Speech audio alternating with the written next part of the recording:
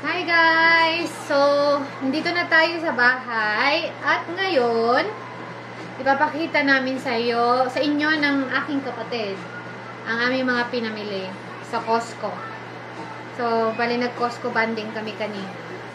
Wala na kasi kaming supply dito ng pagkain. Usually sa Costco, bumibili ako ng pangmaramihan, wholesaler kasi sila. Bumili ako ng pangmaramihang mga meat. Tapos, yung ginagawa ko, kinakat ko sila at nilalagay ko sila sa ziplock. Tapos, i-freeze ko lang. So, parang, ang mga pinamili ko is maglalas ng 3 weeks to a month. Depende sa dami ng binili nyo, o binili ko. Pasensya na kayo, parang, yung Tagalog ko is hindi masyadong malinaw na ngayon kasi mix kasi yung mix na yung dialect English dito, tapos Tagalog, husband ko is Bisaya, Masbateño. Kaming dalawa Masbateño. Yeah, kasi taga Masbate. Siya nga pala si Cory, kapatid ko. Hi sa mga manunood namin dyan. So, sa Costco, masarap at matamis ang kanilang mangga from Mexico. So, kumuha ako ng isang box. Yung kapatid ko, 2 boxes. So, pero nandun sa taas. Hindi niya binaba. Kasi mabigat. Kasi, hindi talaga kami taga dito. Taga Liduk kami. So, palagi kaming bumibisita sa kanila. So, yung husband ko, away siya ng 7 days and then 7 days off. So, yun. Yeah. Okay. And then, meron ding panini for sandwich. Mga hams, iba't ibang uri ng hams. Binili ko to para sa husband ko. Kasi pag nag-work siya, usually ang kinakain niya sandwiches lang para mabilis kainin. So, para sa pwede din niya yan air pack. Yep. So, in the small ziplock. Yeah, and then freezer. Yeah. Then, of course, Doritos na naman para sa binili ng husband ko. Meron pang naiwan dyan. Meron pang natira. So, eto din, decaf Kirkland coffee. Decaf lang kasi iniinom ko kasi nagbe-breastfeeding ako kay Nat. Ganun din yung kapatid ko. Decaf coffee lang yung iniinom namin every morning. And meron din ditong Thai style na salad. Siyempre, para healthy, meron ka ring salad sa kasama ng meat mo or kay fish. Then, meron ding bagels. Buy one, get one. So, for $5.99, $6. Any 2-pack for $6. So, kumuha ako ng 2 din. I-freezer ko lang din siya. Pag nagugutom ako, lalo na after magpa-daddy kay baby ng midnight, lumalabas ako uli at kakain kasi nagugutom. Ito yung ginagawa ko. Tino-toast ko lang siya sa oven toaster, then with butter. Then, solve na ako. Solve na yung tiyan. Then, meron din tayo ditong a month na supply ng eggs. 2 dozen. 2 dozen ba to? No, 60 eggs. 60 eggs pala. How many are 60 eggs? It's like parang almost like 5 dozen. Yeah, 5 dozens. Tapos, croissants. Mura lang dun yung mga tinapay nila, mga pastries, cakes, saka masasarap pa. So, last time yung binili ko, ibang tinapay. Ngayon naman, croissant naman. Kasi masarap din to sa ham yung binili kong ham. Masarap din yan. Tapos, of course, mga meat. Meron tayong meat dito, beef. Meron tayong pork. Meron din tayong, mabigat na kasi. Meron din tayong pork belly. Yan, pork belly. Meron din tayong chicken wings. Yeah. I think, yan lang lahat ang pinamili ko, no? And rice pala. Of course, hindi mawala yung rice na jasmine rice. Kasi mas mura doon sa Costco. Compare doon sa Save On, nung pumunta kami ng husband ko nung Tuesday. Hindi siya sale, $25 siya isang sako, 8 kilograms content. Pero mahal siya, kasi doon sa Costco, 8 kilograms din. Jasmine rice din siya. $20. So, diba, makakasave ka ng $5. Tapos, yeah. Yeah, that's it for my haul. Yan lang.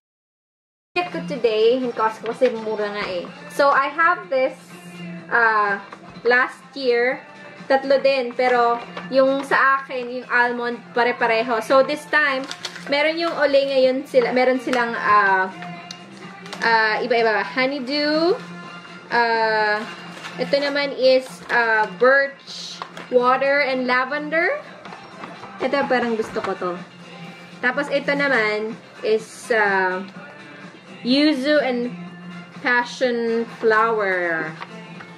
Parang mabango. So ito guys is $14.99 lang. So ito tipid na tipid ka talaga kasi magagamit mo to for a year.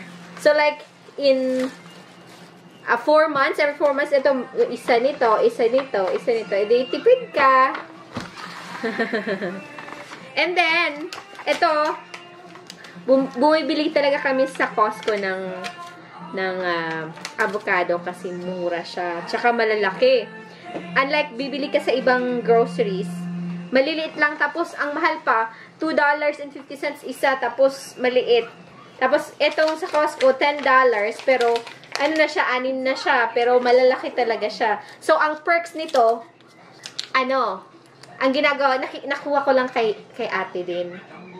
Yun, nire-ref muna. Nilalagay lang mo sa refrigerator, yung sa vegetable drawers, or fruits and vegetable drawers, sa crisper, yeah. And then, pag gusto mong kumain, papahinugin mo na lang sa labas. Like kukuha ka ng isa, like a day or 2 days before na gusto mo kumain nito. Yeah. So, it takes like 2 weeks, 3 weeks na mag-stay din sa fridge. So, okay pa siya. So, tipid kasi. Ito kasi,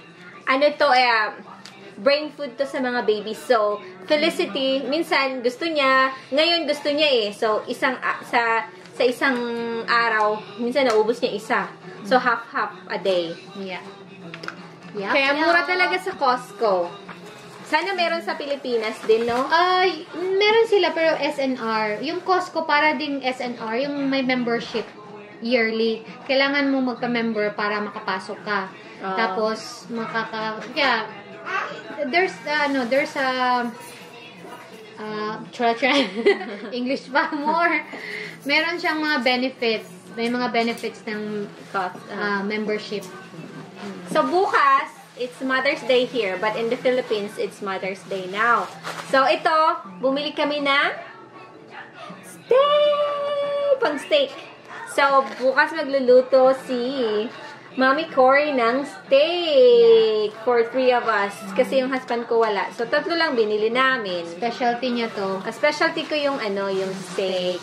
Pag nagluluto. Alam niya kung paano magluto ng medium rare na steak. Kasi medium rare dito ang usually kinakain naming steak. Hindi, kasi di ba sa Pilipinas, well done talaga tayo. Pero sa mga restaurant naman, sa mga high-end na restaurant, meron na yung mga medium rare. Pero usually tayo, doon sa Pilipinas, masanay tayong lutuin talaga ng mabuti ang steak. And then, I have blackberry. So, eto siya, blackberry season sa BC pag summer. So, ito, galing ito ng hindi ko pa siya natikman. Tikman ko nga. Product of Mexico. So, ito, minsan, maasim, mapait. Maasim? Hindi. Yung iba, matamis. Matamis siguro yung panlasa mo lang. So, ang ginagawa ko sa Costco. Ito matamis. Pasaway ako, no? Kumukuha lang ako ng isa. Tapos, masarap siya. Pag matamis, bibili ako. So, bumili ako ng 2 kasi favorite din to ng baby ko. At saka ako, favorite ko na rin to. Masarap to sa yogurt. Lalagay mo, itatoppings mo, tapos yun. Blackberries. Yung lola, sabi nung mama, sarap ba yan? Sabi niya, oo, it's really good. Sabi niya, you should try. So, nasa counter na ako. Sabi niya, palagi daw siya bumibili nito. So, like in the morning snack daw or a night. Masarap daw kasi meron na siyang fruit. So iba't ibang flavor siya. Oo, meron siyang fig. Favorite ko kasi fig. fig. Tapos apricot, and then, ano ito? Parang blackberry or something. Oo, parang blackberries. Or no, grapes. Blackberry. Yeah, blackberry. Blueberries. Yeah, blueberries. Oo. Yeah, blueberries. Masarap siya. Oo, try natin. Parang may pure, ano siya talaga. Buksan nga natin. May fruits talaga siya sa ilalim.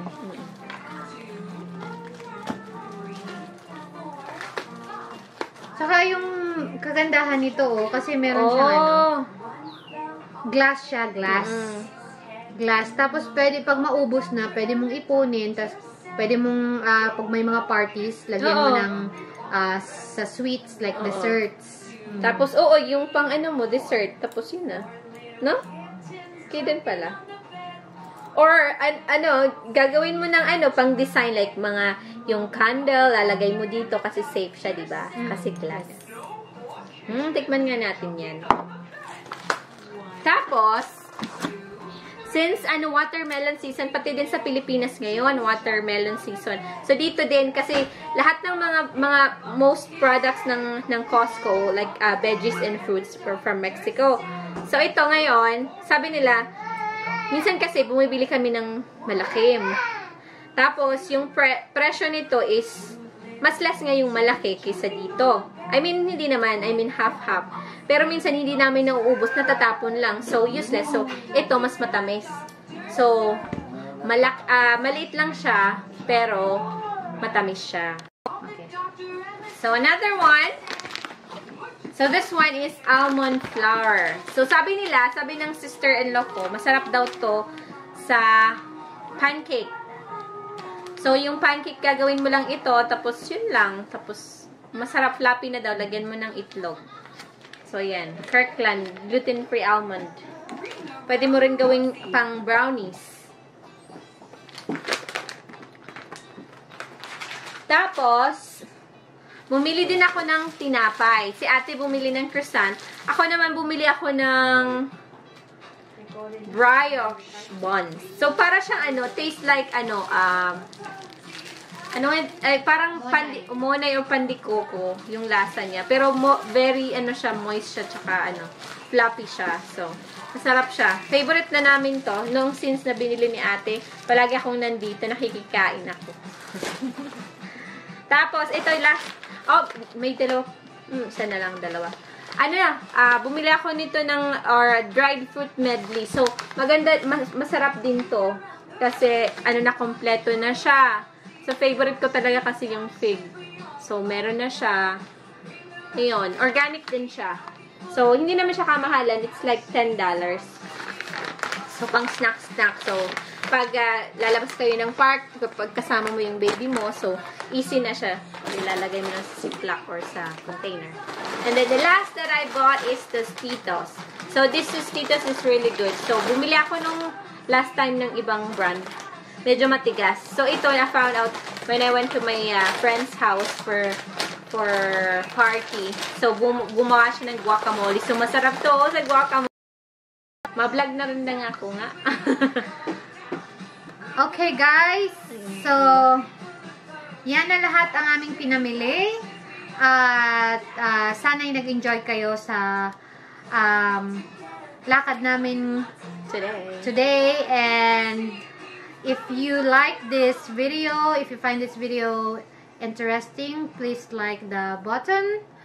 And if you want to be updated, just subscribe to my channel and click the notification bell down below. And don't forget to comment down below if you guys have some suggestion, and if you guys want to do, like a tour around in Canada or here in Alberta.